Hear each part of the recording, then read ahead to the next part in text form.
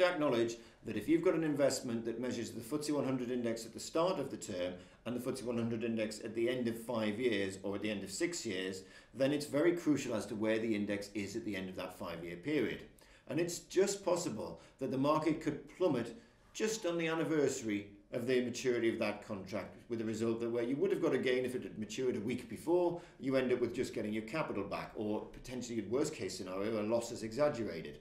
Now that's pretty unlucky, but it's one of the reasons why you need to diversify your portfolio. Structured products are not to be used in isolation against everything other investment other than extremely rare circumstances. Now, one way of mitigating that risk is to utilize a contract that uses averaging, so that at the end of the term, it will dictate whether the FTSE 100 index has risen or fallen. I'm saying the FTSE 100 index, it might be some other index.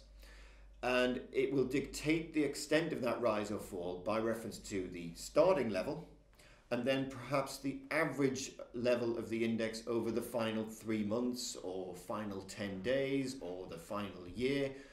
Obviously, the longer that averaging period, the greater the potential it has to constrain the growth in that index. Short averaging periods I like, but sometimes just having that single observation date, at least it gives you a date that you can look forward to. Hopefully, it's not going to be a disaster unless you're very unlucky.